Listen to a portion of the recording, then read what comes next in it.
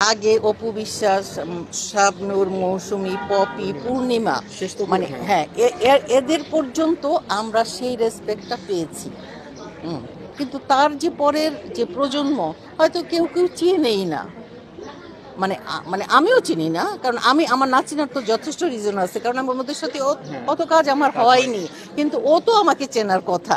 ও যদি ফিল্মের মানুষ হয়ে থাকে, নাটকের মানুষ হয়ে থাকে, সেই সেই হিসাবে ও আমাকে মানে চেনার চেনার কথা, কারণ আমি তো অনেক ছবি অনেক নাটক করেছি, তাই না? কিন্তু সেই জায়গাটা থেকে যখন দেখি যে না, মানে ও তো চিনছেই না। আবার কেউ কেউ আছে যে নাটকের মানে সামনেই সিগারেট খাচ্ছে, মানে আমি এটাকে কিভাবে দেখবো, কিভাবে বলবো বা কিভাবে নিব, মানে আমি ইয়া করতে পারছি না আর কি, যে মানে মানে এইসব কি মানে অভ্যস্ত না, যা যেটার জন্য আমি অভ্যস্ত না সেইটা আমি গ্রহণ করতেও পারছি না।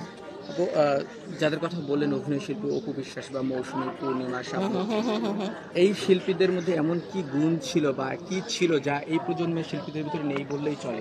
আমি এই যে এই শিল্পীদের মধ্যে সেই গুণটুকু ছিল যা আমরা আমাদের মানে সিনিয়র শিল্পীদের কাছ থেকে কাছ থেকে শিখেছি, দিয়েছি। আমরা যে সম্মান তাদেরকে দিয়েছি, ওদেরও সেই সম্মান। যেমন মৌসুমী, শাবনূর, পপি, পূর্ণিমা এখনো যদি মানে দেখে, মানে ওরা সবার আগে জড়ায় ধরে নিজের চেয়ারটা ছেড়ে উঠে বসেন। হ্যাঁ, আমরা যখন কাজ করেছি, মানে আমরা না, মানে পুরোটাই একটা পরিবার। মানে আমাদের মধ্যে আন্তরিকতা, মানে যেটা সবচেয়ে বেশি ছিল সেটা ছিল শ্রদ্ধাবোধ।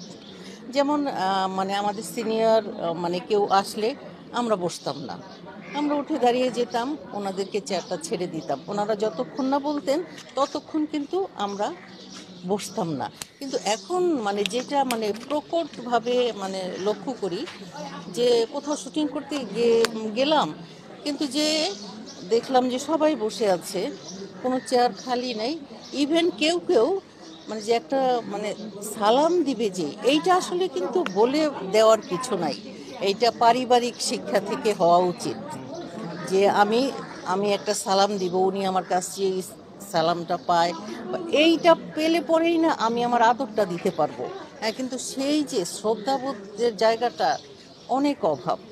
মানে এই জন্যই মানে এতটা দূরত্ব, এতটা কাদা ছোড়াছুড়ি, মানে ওই যে ভালোবাসা, মানে শ্রদ্ধাবোধ, আন্তরিকতা, মানে সেটা অনেকটাই মানে কমে গেছে। আসলে সিনিয়রদের থেকেই তো আসলে জুনিয়ররা শিখবে, সেই জায়গা থেকে কি আমরা যারা বলবো নতুন যারা আসছে তারা কি আসলে সিনিয়রদের সেই ছায়াটা পাচ্ছে কিনা এখন ওরকম? ওই যে বললাম, মানে ওরা দিতে জানে না। মানে আমি এসে মানে দাঁড়িয়ে থাকলাম, এখন আপনার কি মনে হবে? আপনার কি মানে উচিত হবে না যে আপনি বসের এই কথাটা বলা? কিন্তু আপনি এটা বললেন না, তাহলে আমার অন্তর থেকে বা আমার ভিতর থেকে ভালোবাসাটা কিভাবে আসবে? এটা তো মানে আসতে পারে না।